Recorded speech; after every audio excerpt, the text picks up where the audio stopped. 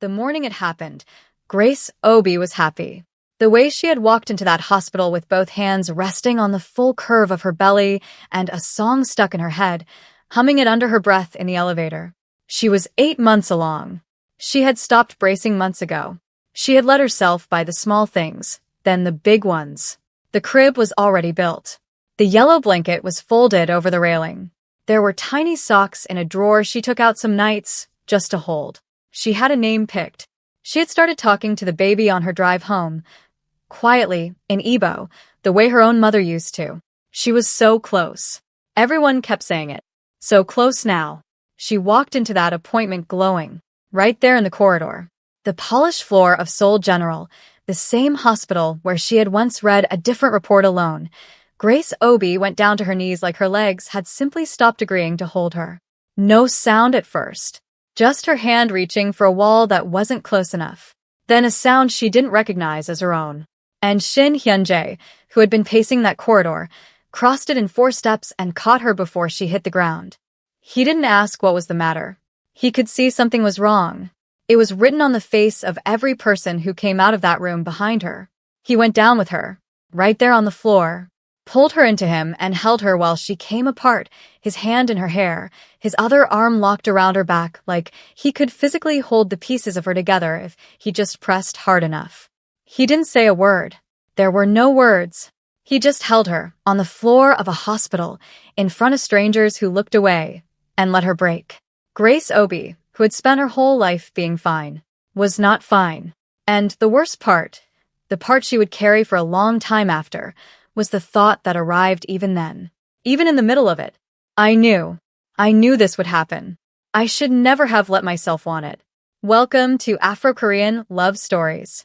In today's episode, we bring you silent pain, true love, beating impossible odds, worlds collision, and romance.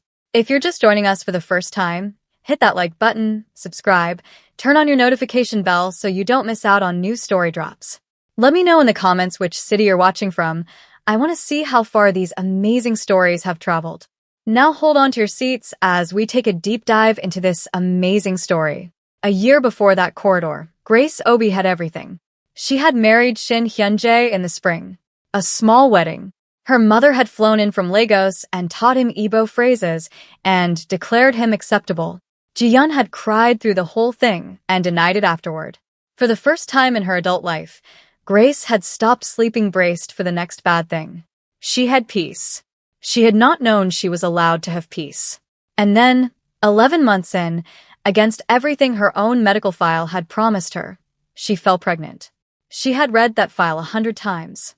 Asherman's syndrome. Intrauterine scarring. The chances of carrying a pregnancy to term low. Significantly low. She knew the numbers the way she knew her own name. She had built a marriage on the quiet assumption that this would never happen for her. That she won't get to carry her own children. Then one morning, one test, one line that should not have been there. After weeks of uneven feelings and scattered emotions, she remembered Hyunjae's face when she told him. All that control, gone in a single second.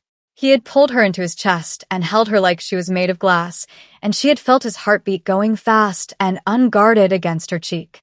For the first time in her life, Grace let herself want something out loud. The pregnancy was high risk from the first week. The doctors said it plainly.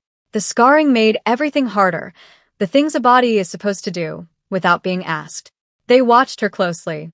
Hyunjae came to every appointment, learned the names of things no husband should have to learn. For 8 months, she believed. She let herself believe. And belief, it turned out, was the most expensive thing Grace Obi had ever bought. The pregnancy had been careful from the start. Every appointment, every scan, every blood draw they asked for. Grace did not miss a single one. She was a doctor. She knew what her own body was up against, knew the word high risk was not a formality in her file, but a warning written in her own scarring. So she did everything right. And for 8 months, doing everything right was enough. The scans were good. The baby was growing. There was a heartbeat every time, that small, impossible drum that made Hyunjae go still and quiet in a way she had never seen from him anywhere else. He would sit beside her in the dark of the ultrasound room and listen to it like it was the only sound in the world. He was different in those months. Softer. He stopped traveling for work. He started coming home earlier than he ever had. One night she found him in the half-finished nursery at 2 in the morning, just standing there, looking at the empty crib. After he had single-handedly built it overnight, without help from the people whose job is to make tasks like this disappear. "What are you doing?" she had said from the doorway. "Practicing." She laughed. He didn't find it funny. He was a man who had spent his whole life preparing for threats. And for the first time, the thing he was preparing for was something he wanted instead of something he feared. Grace let herself have it. All of it. Then came the 8-month appointment. It started like every other one. The waiting room. The familiar nurse. Hyunjae beside her with his hand over hers, scrolling something on his phone with his free thumb, completely at ease. The scan took longer than usual. She noticed before he did. She was a doctor. She watched the technician's face change. That small professional flattening that doctors learn to do when something is wrong and they are not allowed to say it yet. She watched the woman measure something twice. Then a third time. "I'm going to get the doctor," she said in a hurry. And Grace, lying on that table with cold gel on her stomach and her husband's hand in hers, felt the bottom of her stomach drop out of the world. She could sense it. Before anyone said anything, she knew something was terribly wrong. The doctor came. Then another. They used careful words. Grace heard about half of them. Her own body was failing under the weight of the pregnancy, the scarring, the thing that had been waiting inside her since she was 21, finally doing what the report had warned it might. The placenta, the blood flow, words she had read in textbooks and never once imagined hearing about herself. They had to act fast, to try to save them both. Hyunjae's hand tightened around hers. "Whatever you need to do," he told them. His voice was steady. His hand was not. Whatever she needs. They took her in within the hour. She would not remember most of it afterward. The mind protects what it can. She would remember fragments. The cold of the operating room. A nurse's voice telling her to breathe. Hyunjae's face above the mask, closer than they should have allowed him, his forehead almost touching hers, telling her she was strong, telling her to hold on, telling her things she could no longer hear over the sound of her own heart. She would remember the silence. That was the thing she would never be able to explain to anyone who had not lived it. The silence in a room that was supposed to be filled with sound. The waiting. The held breath of every person in that room. And then nothing. No cry. No small, impossible drum.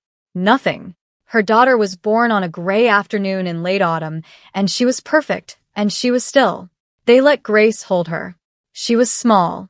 Smaller than Grace had imagined through all those months of imagining. She had a full head of dark hair. She had her father's mouth. Grace held her and looked at her and memorized every part of her in the few minutes the world allowed, because she understood, even then, that these were the only minutes she would ever get. She did not cry. That was the thing that frightened the nurses. She did not cry. She held her daughter, and she was very, very quiet. It was Hyunjae who broke. This man. This still, controlled, dangerous man who had buried a mother and raised a sister and built an empire and never once let the world see him bend. He sat down in that hospital room, and he put his face in his hands, and he wept. And Grace, who had just lost her child, found herself reaching for her husband instead. Grief does not move in a straight line. Grace knew this clinically. She had said it to patients' families in her steadiest voice, in 2 languages. She knew the stages, the literature, the words. Knowing it did not help. They went home to a house that had been built for 3. The crib was still in the nursery.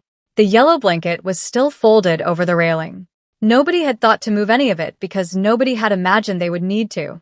Hyunjae closed the door to that room on the first night home and did not open it again. He took 2 weeks away from everything. Grace had never seen him take 2 days. He stayed. He cooked things she didn't eat. He sat with her in silences that lasted hours. When she woke at 3 in the morning, he was always already awake, as if he had decided that she would never again open her eyes in the dark and find herself alone in it.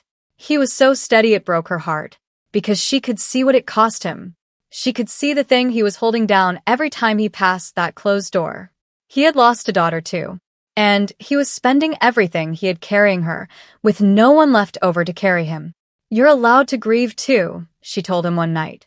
I am grieving, he replied. You're managing me? He was quiet for a moment. It's the same thing. You're what I have left. That was the night he first said the thing she wasn't ready to hear. Not pushing. Never pushing. Just laying it down gently, the way he laid everything down. When you're ready. Not now. Not for a long time. But when you're ready, there are other ways to build a family, Grace. Adoption. There are children already here who need exactly what we have to give. And the doctors haven't closed every door. We have time. We have options. I need you to know that the future isn't gone. It's just different than we thought. She heard him. She did. Some buried part of her even reached toward the words. But what she said was, I can't think about that right now. I know. You don't have to. I just needed you to know I'm not going anywhere. She went back to work the first chance she got. Back to her old habit of occupying herself, so she doesn't have to dwell in it. It was too early for her to be working. Everyone said so. Her supervisor said so, gently. Hyunjae said so, more gently still. He asked her more than once to take real time, to go home to Lagos, to let her mother hold her the way only a mother can, to rest somewhere that didn't have a closed door at the end of the hall. In case it'll help, he could host a burial for their daughter. But Grace Obi had spent her whole life learning one survival skill above all others. Keep moving. Keep working. If you stop, you feel it. So she went back. The white coat. The rounds. The bottomless supply of other people's emergencies to bury herself inside. At the hospital, she was Dr. Obi again, competent, composed, fine. At the hospital, nobody looked at her with that careful, pitying softness. At the hospital, she could be a person who had not lost anything. It was the only place that didn't hurt. So she gave it everything. Doubles. Extra shifts. The cases nobody else wanted. And at home, slowly, something began to fray. Not the love. The love held. But Grace started coming home later. Started filling every silence with motion, so she would never have to sit inside one. Started, without quite deciding to, building a wall again. The old familiar wall. Brick by careful brick. The one she had spent her whole life perfecting. Hyunjae watched her do it. He knew that wall. He had spent a year taking it down. He didn't fight her. He just refused to leave. It was Ji-yeon who tried. Ji-yeon, who had cried at the wedding and denied it, who felt everything at full volume and had never once in her life learned to hide it. She came by constantly. She brought food. She brought movies. She tried to make Grace laugh the way she used to. And she cried. Constantly. About everything. Ji-yeon could not say her niece's name without her eyes filling. For a while it grated on Grace, this girl who wept so easily, when Grace herself could not seem to weep at all. It felt almost unfair. How dare she cry so freely over a grief that belonged to Grace's body? Until one evening Ji-yeon stopped trying to cheer her up. She just sat down on the kitchen floor beside Grace, leaned her head on her shoulder, and stayed quietly. Without trying to fix anything. I'm not trying to make you feel better, Ji-yeon said. I just didn't want you to be on the floor by yourself. And something in Grace, something that had been locked since a gray afternoon in late autumn, cracked, just slightly. Just enough to let a little of the light back in. Before we go any further, let me ask you something. Grace went straight back to that hospital instead of going home to her mother. She buried her grief in other people's emergencies because sitting still meant feeling it. Tell me honestly, can you blame her? Do you think Grace was wrong to run back to work instead of letting herself grieve? Do you think Hyunjae should have pushed harder to make her rest? Or was he right to just stay and wait? Do you think she was protecting him by building that wall back up or pushing him away? And if you had lost what she lost, would you let someone carry you? Or would you carry it alone the way Grace always has? Let me know in the comments below. I read every single one. If this story is reaching somewhere tender in you, hit that like button and subscribe if you haven't yet, because the next part is where everything turns, and you do not want to miss it. It happened on a Thursday morning few months later. A double shift, bleeding into a third. Grace had been on her feet for 19 hours. She hadn't eaten since morning. She hadn't slept properly in weeks. Not real sleep, the kind that repairs you. She had been running on. Motion. Function. The refusal to stop. She was mid-sentence with a colleague when the corridor tilted. She remembered reaching for the wall. The same gesture from a year of grief. The hand reaching for something to hold. She remembered the floor coming up to meet her. Then nothing. She woke in a hospital bed. Her own hospital. The irony was not lost on her. Even half-conscious. Dr. Obi, admitted to her own ward. A colleague was standing over her. A woman from obstetrics named Dr. Han, holding a chart, wearing an expression Grace could not immediately read. "You collapsed," Dr. Han said. "Exhaustion. Dehydration. You haven't been taking care of yourself." Grace closed her eyes. "I'm fine. I just need..." "Grace." Dr. Han set the chart down. "You're pregnant." The room went very still. "That's not possible," Grace said. "Automatically. The way you say a thing you have built your whole life around believing." "It's about 7 weeks," Dr. Han said gently. "I ran it twice because I knew you'd say that." Grace lay in that bed and did not move, did not speak. Something was happening in her chest that she did not have a word for, and it was not joy. It was the opposite of joy. It was terror, because the last time, she had stood in a corridor 8 months pregnant and happy, and she had walked out of an appointment on her knees. She had held a perfect, still daughter in a cold room. She had watched the strongest man she had ever known weep into his hands. And she had promised herself one thing. "I will never be the reason that man weeps again." "Does my husband know?" Grace asked. "You only just came in. Do you want me to call him?" "No." It came out fast. Too fast. Dr. Han looked at her. "No," Grace said again, quieter. "Don't tell him. Don't tell anyone. Please. I need to think." She did not tell him. She went home that night, and Hyunjae took one look at the bandage on her hand from the floor and went pale, and she told him she had fainted from exhaustion, which was true. She let him fuss. She let him put her to bed. She let him hold her. And she lay awake in his arms with a secret living inside her body, and she said nothing. This is the part that is hard to explain to anyone who has not been broken the specific way Grace had been broken. She was not hiding it because she didn't love him. She was hiding it because she loved him. She had watched hope nearly destroy that man once. She had seen what it did to him. The nursery he wouldn't enter. The door he wouldn't open. She could not hand him that hope again, and then stand by and watch her own body take it back. She could not survive being the reason for that face a second time. So she made a decision that made sense only inside her own grief. If she lost this one too, he would never have to know it existed. He would never have to grieve a thing he didn't know he had. She would carry the loss the way she carried everything, alone. And if, by some impossible mercy, this one held, then she would tell him when it was safe, when the danger had passed, when she could hand him a future instead of a gamble. So she waited. Week 8, week 9. Every cramp a small death. Every appointment taken in secret, on her lunch breaks, under her own name buried in her own hospital system where no one would think to look. She watched her own scans alone in dark rooms the way she had once watched them with his hand in hers. Week 12.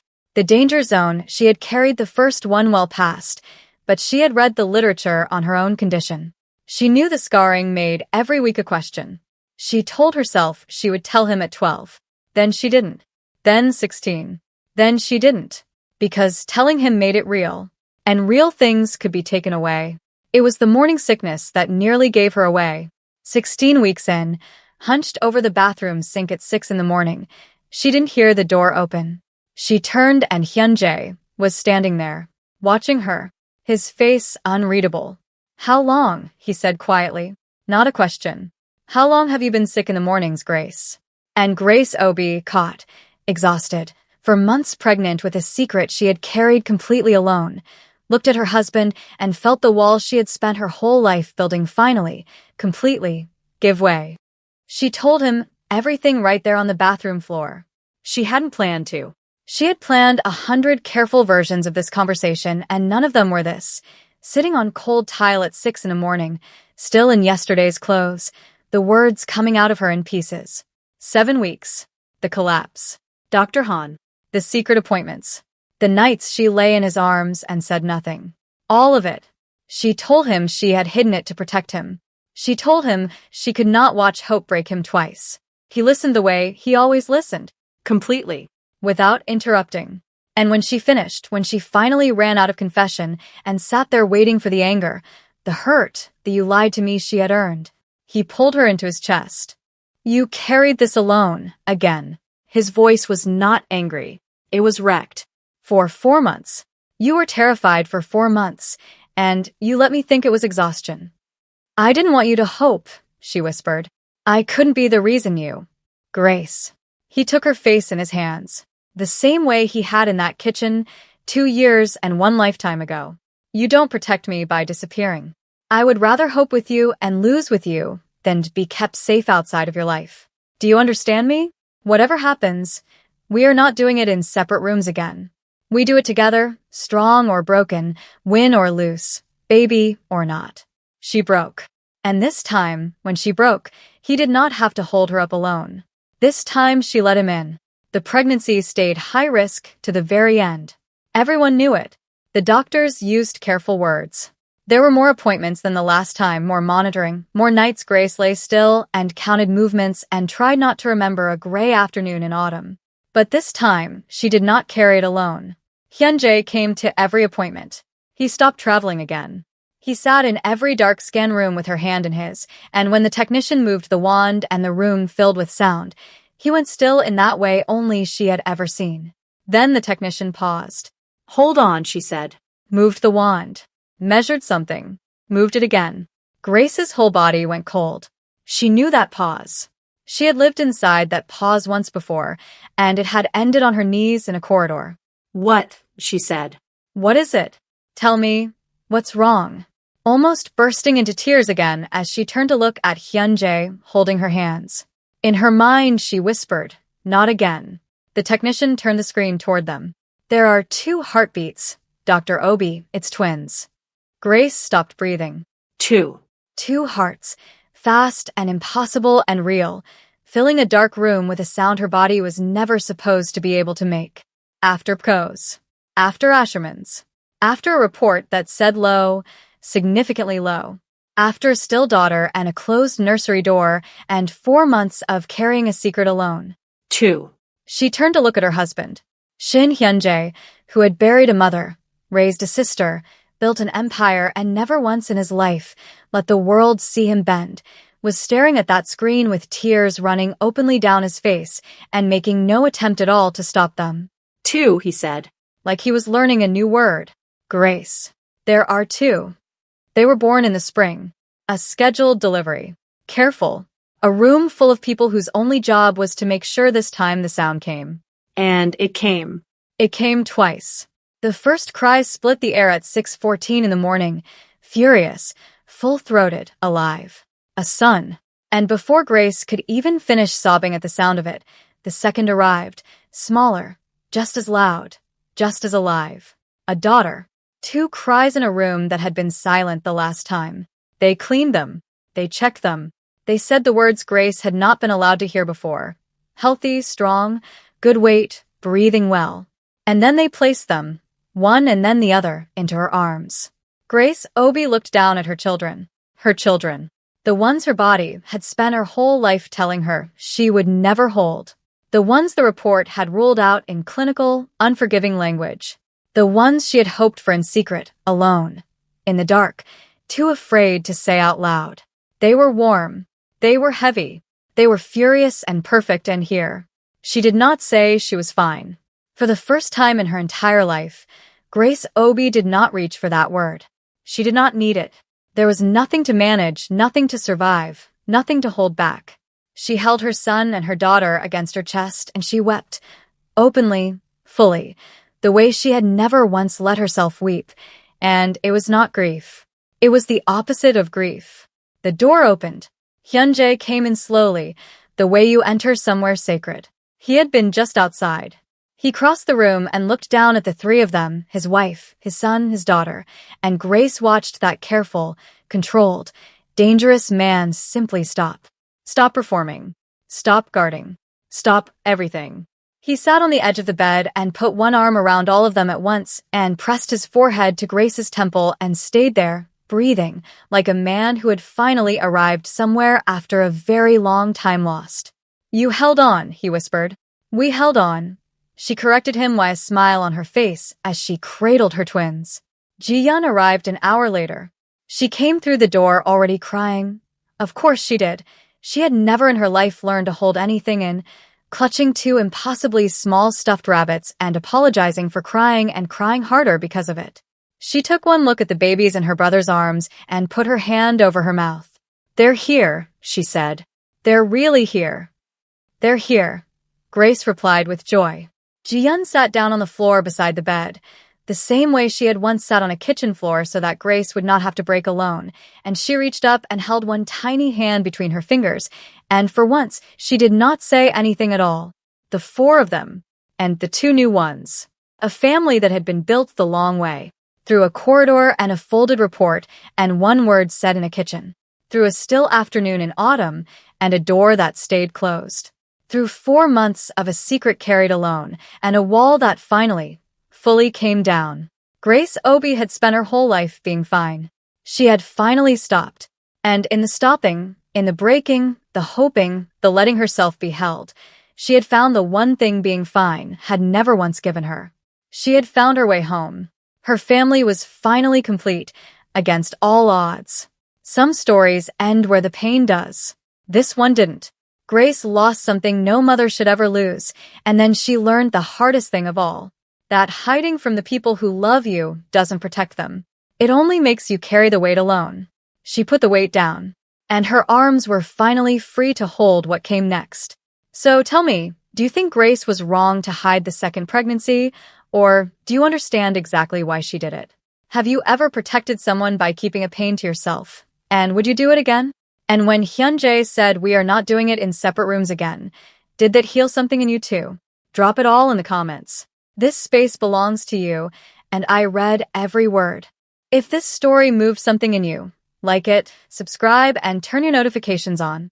New stories drop every week, and every single one is built for people who feel things all the way down. Share this with someone who needs to be reminded that the long way home is still the way home. We'll see you in the next one.